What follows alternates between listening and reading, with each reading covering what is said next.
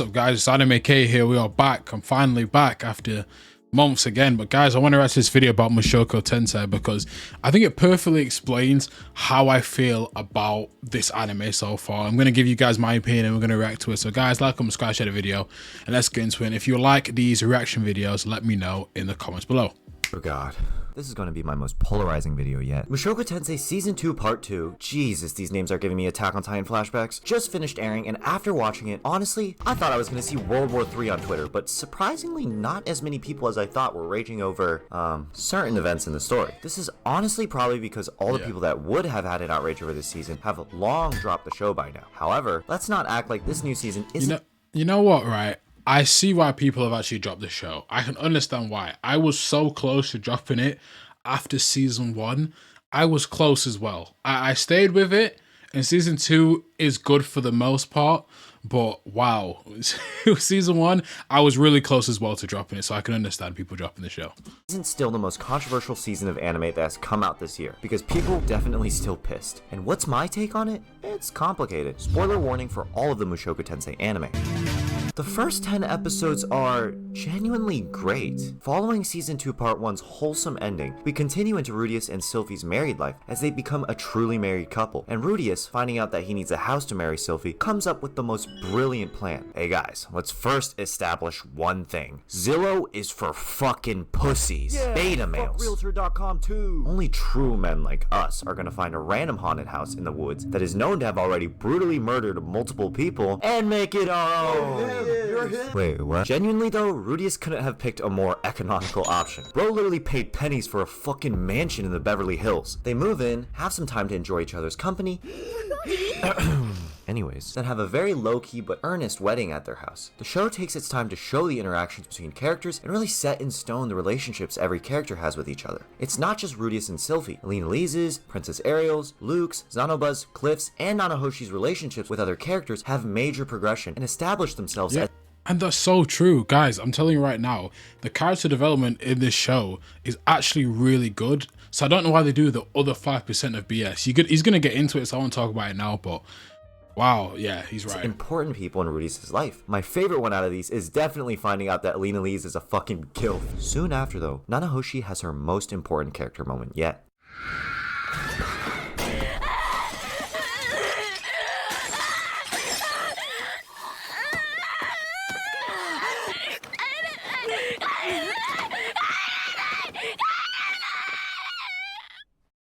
Her pain, her insanity, it's all so clear in this very moment. Years trapped in an unknown world where nobody knows her. Everyone that she loves is gone, and everything about this world disgusts her too. Magic, mana, it all sounds like incel shit from a light novel to her. Her only hope is to return home, and after years of investing herself in the magic system, the one that she very much could give less of a shit about, she fails. And fails in the exact same way she has failed every single time. The character acting, animation, and voice acting in the scene are just fucking brilliant. The horrifying contortions in her face, and her guttural screams that are enough to shake anyone to their core. She truly embodies the dark side of being transported to another world, one that Rudius himself would never face. However, he does feel a deep-rooted visceral urge to help her, having once been in the same mental state and will not let anyone else suffer the same fate he did. This is the level of character maturation Mushoku Tensei just executes so damn well. Beautiful. And it happens again in the following episodes. Norn and Aisha are sent to Rudius by Paul after embarking on the treacherous journey to find Zenith the baddie. I still think she's the finest character in the show. Fuck you, fight me. Norn, whose first impression of Rudius is him trying to pound the living shit out of her dad's face, let's say, isn't very fond of her older brother. Why is he still talking to me? Why is he still talking to me? Rudius, faced with this seemingly impossible challenge to get along with this little sister,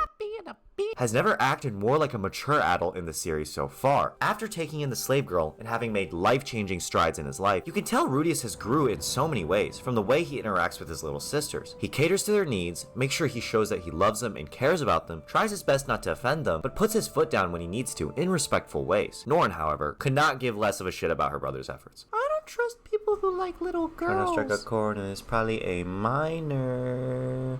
But to her, he will always be the bastard who assaulted her dad. She becomes isolated at school after being constantly compared to the very person she despises. And everyone telling her how great Rudius is Yeah, those scenes were painful to watch, man. They were just like, oh, your brother Rudius is so good and he's so amazing. What do you think? And she just wasn't fucking with him. Sorry for the swear words, guys. Last thing she wants to hear. Can these bitches shut the fuck up? She locks herself in a room, away from the noise, and marinates in her loneliness and frustration. Just like Rudius did in his previous life. His little sister is the last person Rudius would let this happen to. Having been in the exact same position as Norn before, Rudius understands Norn's mindset on a personal level. Even at some point, Rudius' own brother, who had tried countless times to save Rudius from his rut, eventually gave up on him. Rudius was not going to let the same situation play out. He was ready to support Norn for however long she needed to pick herself back up, and that earnesty was finally able to reach her heart. The connections made between Rudius' past life and his current one embody that core theme of getting a second chance at life. Ah, shit. We all know what this means. Although it's still a turning point that indicated a large change in the narrative, this is probably the calmest turning point episode yet. However, one letter was still able to change the course of Rudius' life forever. After a decade of tireless searching, Paul finally finds his wife in the labyrinth of Rappan. Even Luffy didn't have this hard of a time looking for the fucking One Piece. After meeting up with Paul, squashing old beef between him and Alina Lise, and saving Roxy from the depths of the labyrinth, the party faces their most grueling hurdle between them and Zenith, the Hydra. Now, I've seen my fair share of Mushoku Tensei fight scenes, and they're all pretty damn good, but I think this one might just be one of my favorites.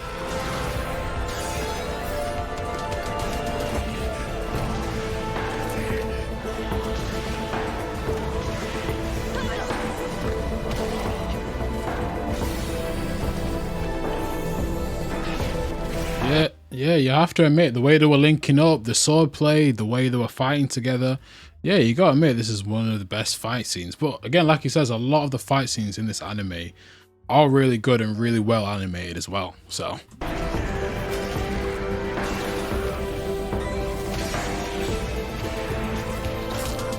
Roxy, get your bitch ass over here. Yeah, know your place, little bitch. Although not one of the best animated, the sheer intensity, stakes, and seamless teamwork and execution of strategy displayed in this fight are phenomenal. Everyone's playing their part perfectly. Look, they even got Roxy on pocket save. Mommy? Damn, this part right here, man. Wow. The scene honestly felt like it took a piece of my soul from me. After all these two had been through together, the ups and the downs, and becoming like father and son more than Rudius ever would have anticipated, just to have him pass away because of a mistake that Rudius made, regardless of whether or not it was his fault, that would destroy anyone. It destroyed me. Paul wasn't the perfect person. He could at times be a scoundrel, an adulterer, hot-headed, impulsive, and has made many mistakes in his relationships with other people. But he was honest about those shortcomings, and always tried to do what's best for his family and the people he loved. I hope the next episode will make me feel better. Oh, Jesus, what the fuck? Dude, not cool. Okay, after finishing this episode, I was very conflicted. From now on, I will only be speaking on the anime adaptation and not the light novel version of these events, so I don't want to hear any of you bitch-ass light novel readers coming in here and being like, well, actually, Rudius's cock is 3.67 times larger than yours, miss. Shut the fuck up. There are two drastically different reactions to the events in this episode. On one hand, I completely understand the people who hate it. Despite the fact that different worlds have different societal standards when it comes to things like adultery, it's hard not to think that this different worlds equals different rules argument isn't just a plot device to let Rudius create a self-insert harem. For a lot of people, it can feel like the series loses a lot of its credibility as the character writing gem it's known as, putting itself on the same level as other trashy isekai harems. It also just feels like we've taken too many steps back in Rudius' character development. Like we did all that work in becoming a better person just for him to cheat on the woman he swore his loyalty to? Especially considering his presentation as a mature adult in the previous episodes, and the fact that he has a damn baby on the way. And lastly, it can feel like the show is brushing over Rudius' mistakes, especially after this scene.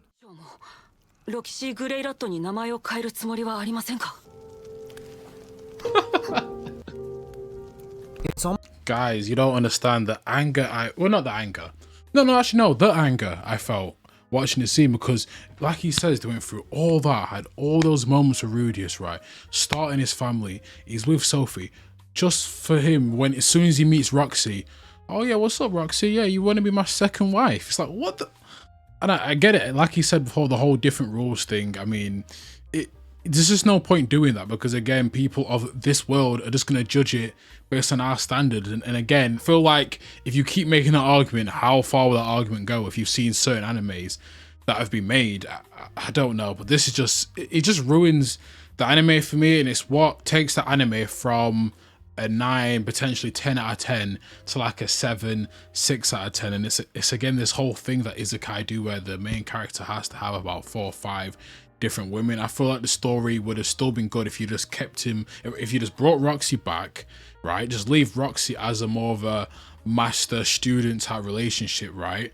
Just leave it like that. I don't know why you have the whole relationship where she likes him. She can be mesmerized by him, I guess, but I don't know why they even started that whole storyline. You could have just kept it as his master. It can be someone who he looks up to, someone who he really likes, but you don't have to have this whole relationship thing. Because again, you know what's really going to annoy me? I forgot her name, the redhead girl, because I know she's going to definitely come back in season 3, right? Or season 2's done, right? Yeah, I think season 2's done. I know she's gonna come back season 3 just to F stuff up as well. So I know that's gonna be like a third girl we're gonna have to contend with. But again, the whole harem thing, Isekai thing, it's just kind of getting old now. Like, I used to like it when I was younger, but when you have an anime that has really good storytelling, like this Mushoku Tensei, and then you just drop this in, it's just so annoying. Almost as if they're morally excusing Rudius for his wrongdoing, because this scene was shown in way too much of a positive light. Like, bro, let's not forget that you just cheated on your wife with this exact girl not too long ago. Also, your reason for marrying her feels very contrived, and it just feels like an excuse to add one to the roster. However, I also understand the defending side of the argument. First of all, can you really blame Rudius for slipping up like he did? His dad had just passed away because of a mistake he made. He lost his hand in the brutal battle with the Hydra, all just to find out his mom is a fucking vegetable. He's in the most vulnerable state he could possibly be in, and he finds out that Roxy, who he had been infatuated with for almost his entire life, has fallen in love with him and literally wants his kids inside of her.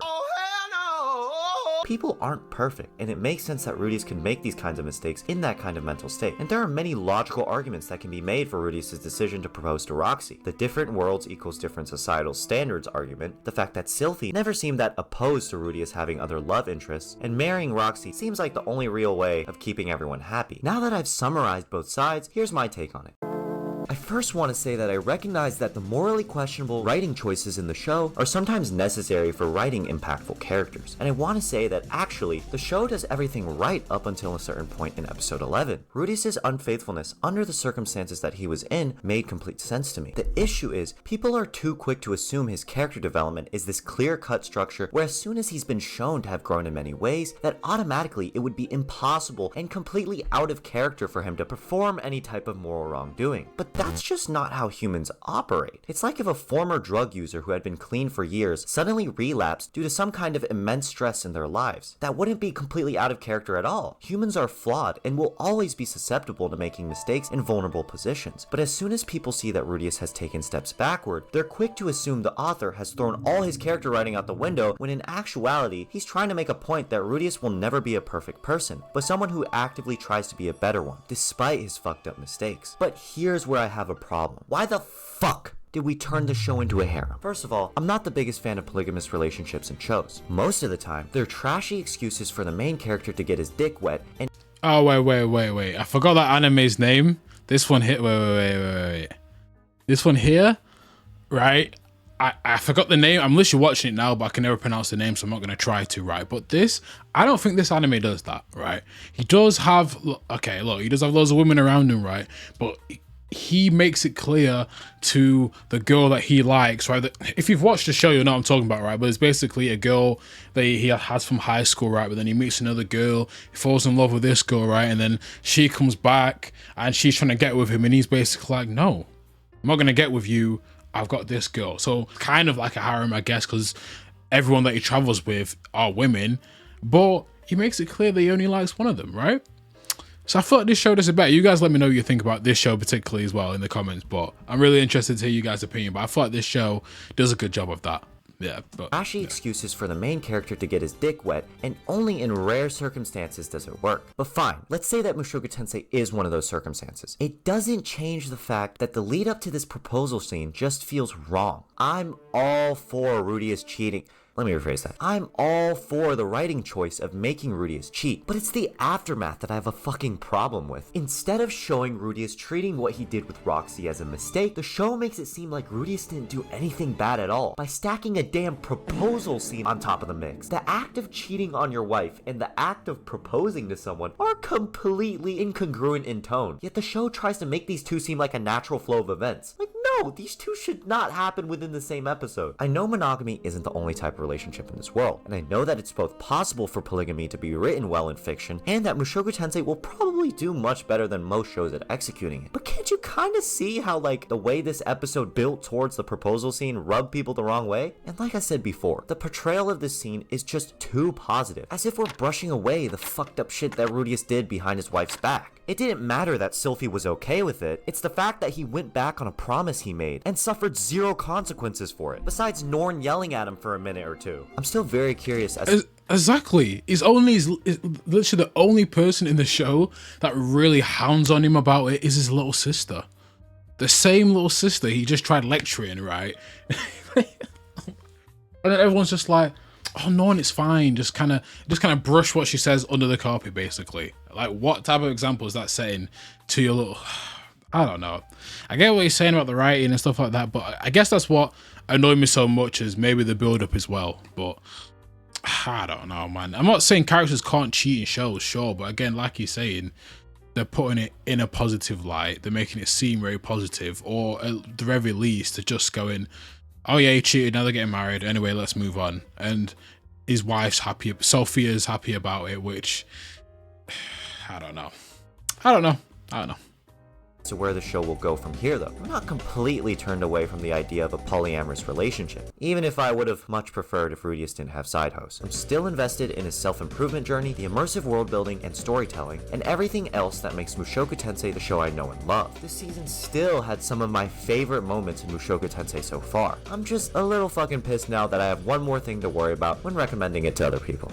Yeah, guys, let me know what you think about that video. I think that video really shows how I feel about the anime. I think, again, I don't know where I would rank it, or I don't know what I would rate it. Maybe a 7 out of 10, right? I just don't think you need all that in every single Isekai show. Like, every single Isekai show, we have to have it. But, guys, like, comment, subscribe, share the video. Let me know if you enjoy this anime, or let me know if you've stopped watching it, right? I actually didn't know so many people didn't like the anime, but, again, I can understand why people stopped watching. But, guys, thank you for watching. If you like reaction videos like this, comment down below and I'll do more.